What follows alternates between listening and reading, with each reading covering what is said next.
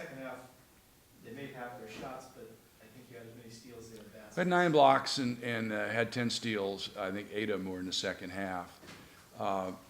You know, they caused problems. We tried to double up on a Robbie because we felt like we were going to get in foul trouble, which we did. I thought Cameron did a real good job of just matching physical size because Robbie's so big.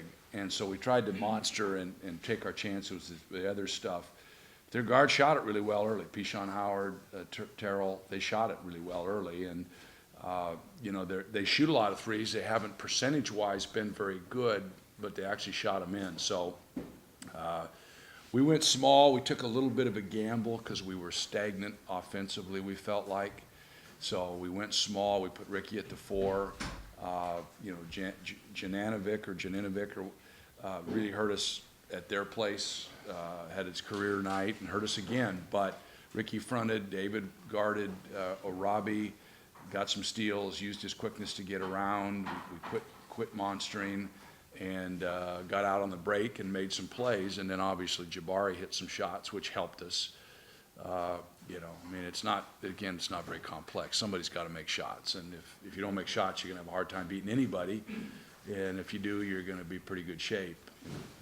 So, you know, it was it's a win we had to have, and it was a win we got. It would have been very disappointing if we didn't, obviously. So we're not into, you know, quality points. We're just trying to win games. We're tied for 3rd. So, you know, right now we're as good a shape we can be in.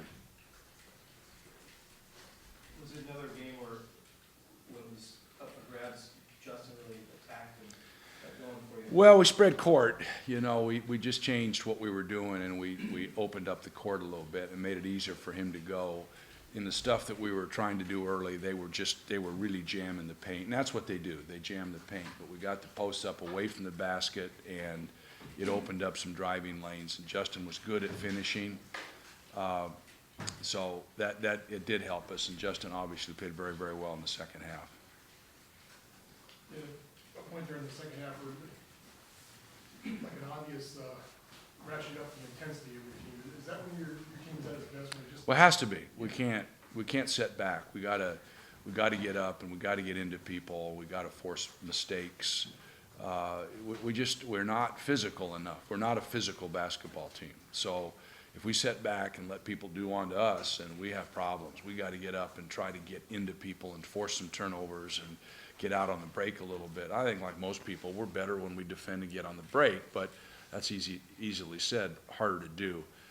We had to create some turnovers, and we had to get out and create some easy baskets, and then we feel good about ourselves, and we play harder, and we get excited, and the crowd gets excited, and that's what has to happen. What did it mean to you to have Jabari not only make the layup, but then hit back-to-back threes? You sort of waiting for him to just make a shot, probably.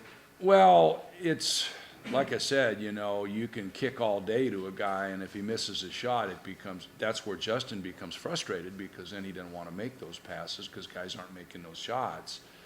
And if we have guys that are reluctant to shoot the ball, Jordan got one early, you know, and made a nice drive to the basket. So we know the 2 freshmen can score, and it was nice to see him come alive, and that means Justin's going to start moving the ball because he's going to trust in those guys a little bit more. But Jabari had a good week. He had more bounce to his step. He felt better. He just, everything was in practice was better, and so it's good. It's nice to add him back in the mix and get him where we feel like he can really contribute. Talk a little bit about the game we got from Crutlow. He defended the big guy and small, and it seemed like he did a lot of things for you today. Yeah, he did. You know, the thing about Ricky, as we've said, he understands. He knows what we're trying to do. He's not perfect. He's human like everybody else. He makes mistakes, but he does understand what it is we're trying to do. When we say let's do this and do that, he knows why and what you're doing and all that kind of stuff. He's not afraid to get dirty. He's not afraid to mix it up in there. And like I say, I was really worried. Of course, Richard had 4, but was having a hard time. I was worried about him guarding Janovic because he he's physical, he's strong, but Ricky got in front of him and didn't let it go in, and, you know, they were trying to go into him. And had we stayed behind, we couldn't have stayed small. We'd have had to make a change because he would have scored it. But he got in front, and they struggled getting it down low.